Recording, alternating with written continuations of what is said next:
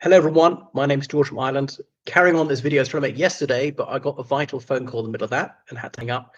Commenting on the fact that Nathan Gill, a former Reform UK member of the European Parliament, was recently imprisoned because he took illegal payments on behalf of the Russian Federation to ask loaded questions in the European Parliament to parrot Putinite talking lines and so on. So that was clearly gross misconduct, totally unethical and illegal and so on. So the public are entitled to expect their public representatives to be acting sincerely, saying what they believe, or be frank, saying things for partisan electoral advantage. We know that's the ordinary course of events in politics is completely unacceptable because they're doing things just because they want to take illegal payments from a hostile state.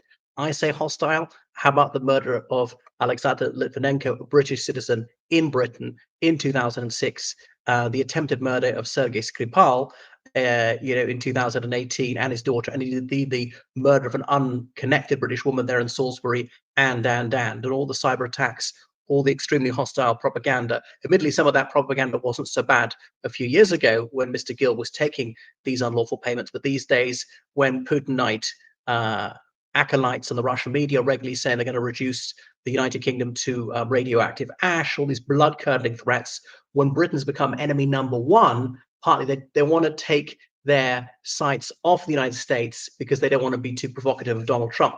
They think they can bring him around to their side. They're probably right. But I remember Nick Clegg, former Deputy Prime Minister of the UK, Liberal Democrat leader, not someone who have a lot of time for, correctly identifying this over 10 years ago. There's this bogus notion by some on the right that Putin is somehow hard done by, and that's completely untrue. So Putin is a very cruel tyrant, and no right-winger should support him. I mean, no left-winger, no decent person should support him at all. Remember, this is a guy who was a member of the Communist Party until the age of 38.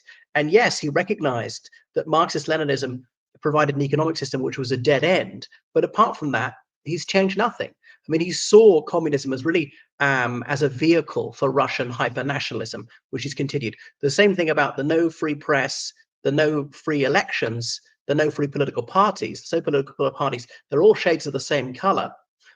He's carried on with all that.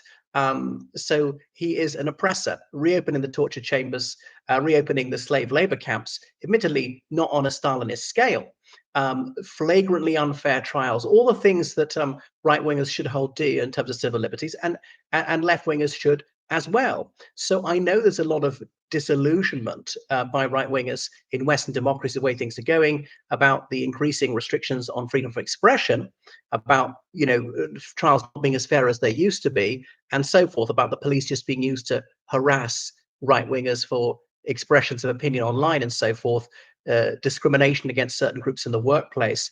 Yes, and all that's detestable. I can tell you in Russia, most of this is far, far worse. There's a lot of police brutality in Russia. Insulting any public official is a crime, which is really criticizing, however fairly, and so forth. It's shocking.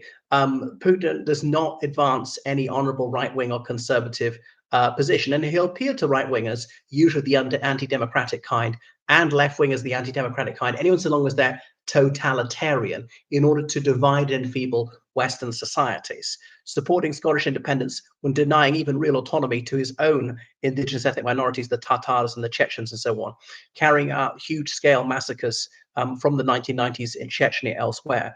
So he is horrendous. The use of chemical weapons against Syrian civilians on dozens of occasions.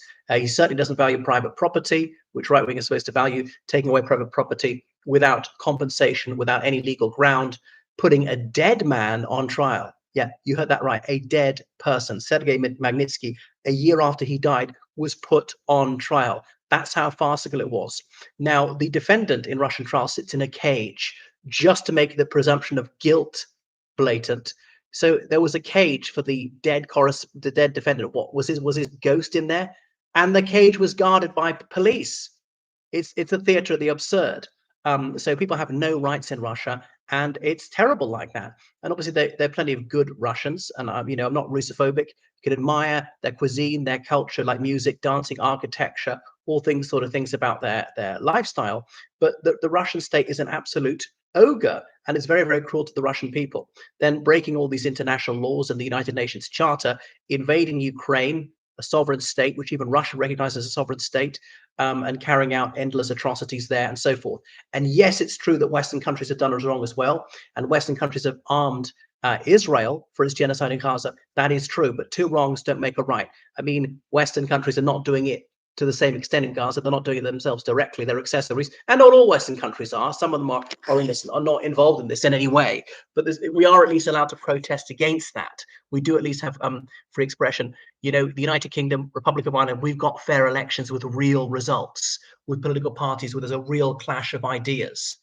So there's a marketplace on policies, and you can go to this party, that party. We have lots of demonstrations, and there are a few limitations on those. Too many, I know, but it's far, far freer. And Ukraine has this. Ukraine's got real elections with real results. And it's true, the illegally occupied areas, they're not allowed to vote in Ukrainian elections because we know Russia rigs the result. They always rig it in Russia, so they will rig it in Ukraine too, and so forth. During the American Civil War, of course, the states under the Confederacy weren't allowed to participate in the election because the US government had no control of what was happening there, and so forth. So you see the humane treatment of Russian prisoners of war in Ukrainian hands, and some of whom have been released, their foreign nationalities. And they say, yes, we are treated honorably. There are regular visits from all sorts of human rights inspectorates. They're allowed weekly phone calls to Russia. And the Russians, when they treat the Ukrainians appallingly, they come back tortured, and you might think they're lying. You can see the physical signs of torture from medical examinations. They're not allowed any phone calls home. So there's absolutely no question in my mind which side is the more moral one in this case.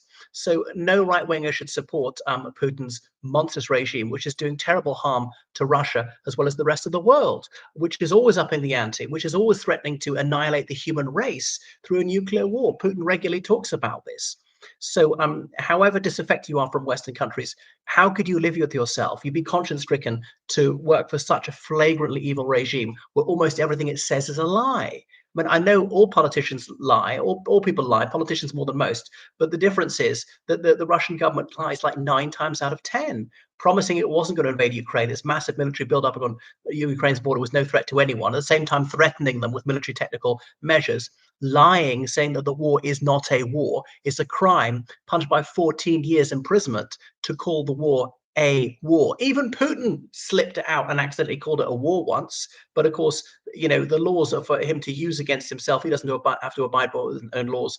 He's robbed his own people blind. He's just appalling. It's one of the most corrupt countries in the world. It's very, very sad.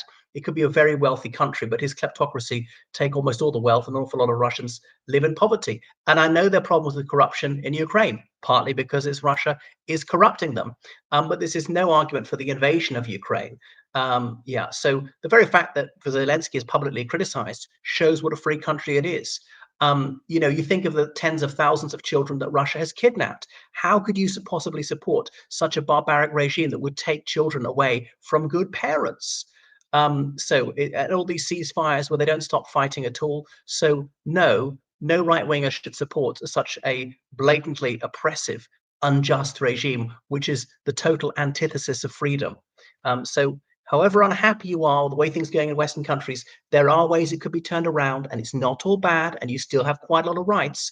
And the Russian state is not advancing any desirable agenda, whether it's left wing or right wing. They're not doing anything for social justice or the environment or women's rights, or the things that that left wingers put top of the agenda, or anti-discrimination. So it is really ultra aggressive militarist nationalism.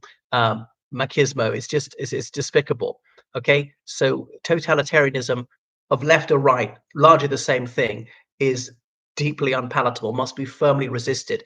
And there's never been a war in my lifetime where there's been such a clear-cut choice between good and evil.